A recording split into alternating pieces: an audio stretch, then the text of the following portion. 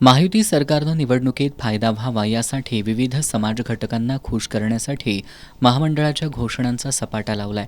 परंतु प्रत्यक्षात या महामंडळांचा लाभच मिळत नाही हे वास्तव असल्याचं राष्ट्रवादी काँग्रेसचे प्रवक्ते मकरंद कुलकर्णी यांनी सांगितलं.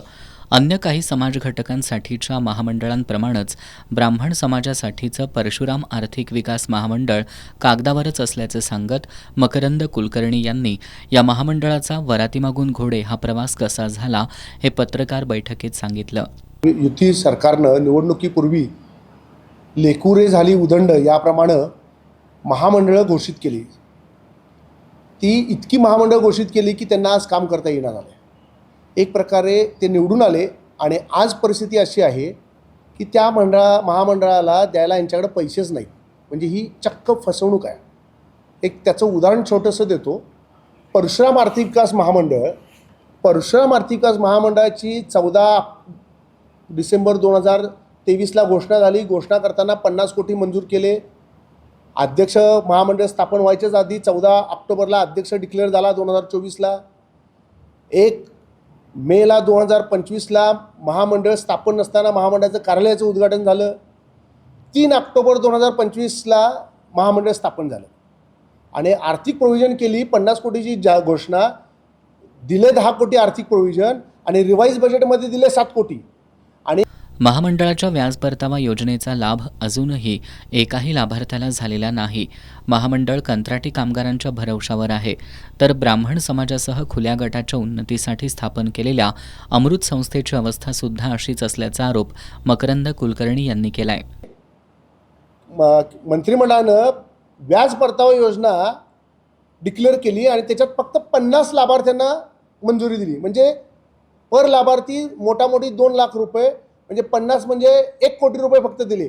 आणि आज 11 मार्च आहे. गेल्या आठवड्यात त्याचा फक्त अर्ज वितरित करण्यात आला आणि त्याची जाहिरातबाजी केली. प्रत्यक्षात आज गेल्या 2 वर्षात एकही लाभार्थी नाही. आजची परिस्थिती आहे. ही फसवणूकच आहे. तसंच अमृत महामंडळ आहे.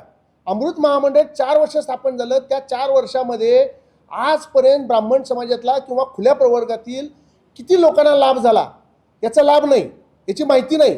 तिथले अधिकारी मुजोरपणे काम करत आहेत आणि या दोन्ही महामंडळावरती कॉन्ट्रॅक्ट बेसिसवरती लोक भरलेले आहेत. यांची रिस्पॉन्सिबिलिटी काय?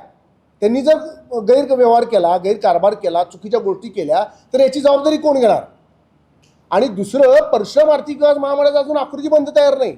आकृती बंद तयार नाही तर तुमच्याकडे माणसं नाहीत, कर्मचारी नाहीत.